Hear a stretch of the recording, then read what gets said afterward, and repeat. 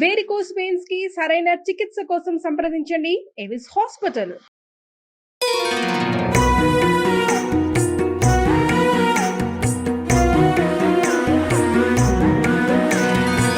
జై శ్రీకృష్ణ. ఆండాల్ తిరువడిగళే శరణం. ఎన్నో ఊహలతో ఆశలతో ఉత్సాహంగా ధనుర్మాస వ్రతాన్ని ప్రారంభించుకున్నటువంటి మనం చూస్తూనే వడివడిగా 26వ రోజులోకి వచ్చేసాం. ఇంకొక 4 రోజుల్లో వ్రతం పూర్తయిపోతుంది. 26వ రోజు స్వామిని ఏమని పిలుస్తుందో తెలుసా అండి? ఆండాల్ తల్లి మాలే. అసలు ఎంత బాగుంటుందంటే ఓ వ్యామోహమా అంటుంది. నిన్నటి రోజు ఏమంది? వ్యామోహము కలిగినవాడా అని అన్నది. ఈరోజు ఏమంటుంది? నువ్వే ఒక పెద్ద వ్యామోహ స్వరూపం అంటుంది. అంటే ఇప్పుడు కొన్ని ఉంటాయి చూసారా, క్రిస్టల్స్ అంటాం, సీత్రూ ఉంటాయి. అంటే ఇటు నుంచి చూస్తుంటే అటువైపు కనిపిస్తుంటాయి కొన్ని డైమండ్స్, క్రిస్టల్స్. అలాగా వ్యామోహము అనేటటువంటిది ఆయన లోపల ఉండేటటువంటి ఆ గుణం కనిపిస్తుందట. అంటే మేము నిన్ను ఇష్టపడి ఆరాటపడినట్టుగా కనిపిస్తుంది, కానీ నువ్వే మమ్మల్ని ఎక్కువ ఇష్టపడుతున్నావు, నువ్వే మేము లేకుండా ఉండలేవు, నీ కళ్ళే చెప్తున్నాయి, నేను చూస్తుంటేనే అర్థమైపోతుందయ్యా అది అంటుందన్నమాట. ఈరోజు చూడండి ఎంత బాగుందో.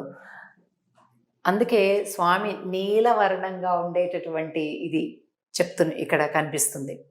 మాలే మణివಣ್ಣ మార్గజి நீராடுவான்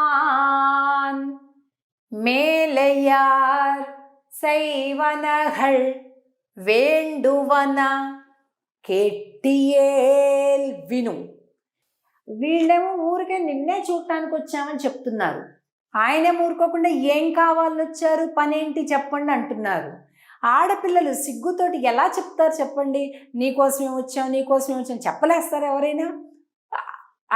ఆయన కావాలని వీళ్ళని ఇంకా ఏం పనమ్మ వచ్చారు, ఏంటి ఇప్పుడు వచ్చిన పని ఏంటి అట్లా అడుగుతున్నాడు. చూడండి ఎలా ఉందో. సరే మేము చెప్తాం విను, ఏదో అడగమంటున్నావు కదా అడుగుతాం విను అంటున్నారు. జ్ఞాలెత్త ఎల్లాం నడుంగ మురల్వన. స్వామి మార్గళి నీరాడువాన్, మార్గశీర్ష మాసంలో స్నానం చేయటానికి వచ్చాం. సరే ముందు ఒకసారి పాశ్రం మొత్తం చదువుకొని మళ్ళీ అర్థం చెప్పుకుందాం. మాలే మణివಣ್ಣ మార్గజి நீராடுவான் மேலையார் செய்வனகள் வேண்டுவன கேட்டியேல் ஞாலத்தையெல்லாம் நடுங்க முரல்வன பாலன்ன வண்ணத்து உன் பாஞ்ச சென்னியமே போல்வன செங்கங்கள் போய் பாடுடையனவே சால பெரும்பறையே பல்லாண்டி சைப்பாரே கோள விளக்கே கொடியே விதானமே ஆலி நிலையாய் அருள் ఏలోరెంబావాయ్.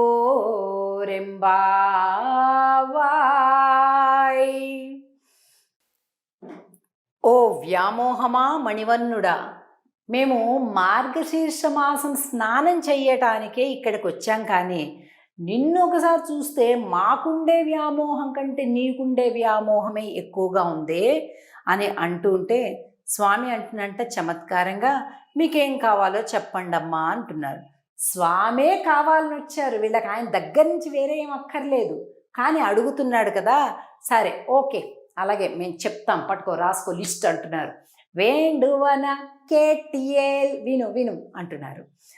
ప్రపంచమంతా వణికిపోయేలాంటి ఒక శబ్దం చేస్తుందే నీ పాంచజన్య శంఖం.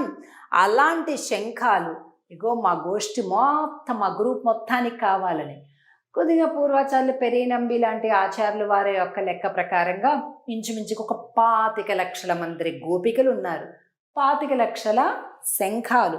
అచ్చు పాంచజన్యం లాంటి శంఖాలనే ఇవ్వు అంటుంది. ఇంకా అంతేనా, పర అనే వాయిద్యం కావాలి. మంగళ వ్రతం చెయ్యటానికి మంగళగానం మంగళాశాసనం చేసేవాళ్ళు కావాలి. చీకటితో చేసేటటువంటి ఈ వ్రతం కోసం మంగళ దీపాలు కావాలి. మొత్తం ఇవ్వయ్యా అంటున్నారు.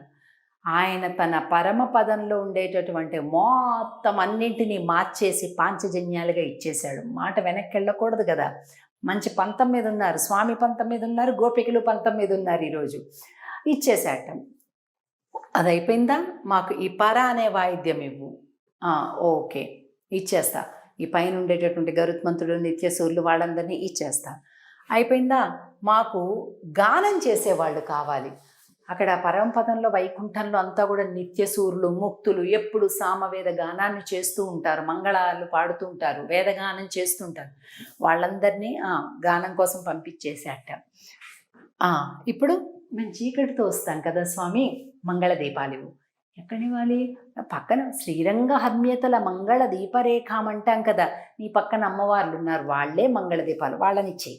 అన్నీ అడుగుతున్నారని అన్నీ మాట వెనక్కి ఊరి ఏదో మాట వరుస కంటే వీళ్ళేంటి మొత్తం నన్ను ఒంటరిగా నిలబెట్టేస్తున్నారు, మొత్తం అన్ని ఆస్తులు తీసేసుకుంటున్నారు. సరే, పక్కనుండే శ్రీదేవి, భూదేవి, నీలాదేవి అందరినీ కూడా వాళ్ళకి మంగళ దీపాల కింద ఇచ్చేసాట. అవునా స్వామి, ఇప్పుడు మేము వ్రతం కోసం వెళ్తున్నాం కదా, పైన ధ్వజం ఒకటి ఉండాలి, మేము పలానా వ్రతం చేస్తున్నాము అని ఒక ధ్వజం కావాలి.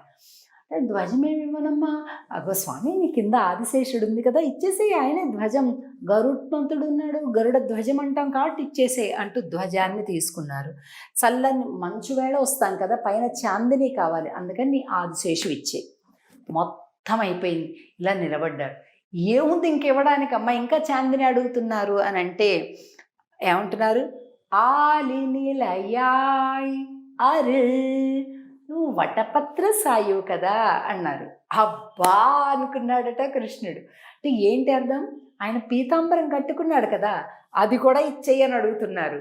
అంటే మాతో పెట్టుకోకు అన్నట్లుగా ఈవేళ ఆండాళ్ గోష్ఠి స్వామికి ఇద్దరి మధ్య సంవాదం జరుగుతుందన్నమాట. నీకోసమే వచ్చాను అని వాళ్ళతో అనిపించాలి అని స్వామి పంతం. అంత మాత్రం అర్థం కాదా, ఆడపిల్లలను నోరు తెరిచి చెప్తామా అని వీళ్ళు. ఇలాంటి ఒక రసవత్తరమైనటువంటి సంవాదం ఇరువురికి కూడా జరగడాన్ని మనం ఈరోజు పాశ్రంలో గమనిస్తాం. ఇటువంటి ఒక ప్రేమ సాన్నిహిత్యం మనకి భగవంతుడికి కూడా కలగాలి అని మనస్ఫూర్తిగా కోరుకుందాం. ఇక రేపటి రోజు మరింత విశేషంతో స్వామితోటి అన్ని పంచుకొని పెంచుకునేటటువంటి ఒక అద్భుతమైనటువంటి పాశ్రం రేపటి రోజు మనం చూస్తాం. ఈవేళటి పాశ్రంలో అడిగినటువంటి ఇగుండి ధ్వజము, చాందిని, తప్పెట్లు తాళాలు, పాంచజన్య శంఖం, వ్రతానికి కావాల్సిన డమరు, మంగళ దీపాలు అన్నింటినీ కావాలి అని అడగటం అనేది మనకు కనిపించింది. ఇంత అద్భుతమైనటువంటి అంటే బెరుకుపోయిందనమాట. ఇద్దరికి కూడా బెరుకుపోయి చక్కగా మాట్లాడుకుంటూ ఉన్నారు ఈరోజు. ఇక రేపటి రోజు మనందరం ఎదురు చూస్తున్నాం కదండి, గంగాళాలతోటి ప్రసాదాన్ని, ఎంతో మధురమైన ప్రసాదాన్ని రేపటి రోజు చూస్తున్నాం. అందుకే రేపటి రోజుకి ఏం పాసురం అని పేరు? కూడారై పాసురం. 27వ పాసురం. రేపు దాన్ని చూద్దాం. ఆండాల్ తిరువడిగళే శరణం. జై శ్రీకృష్ణ.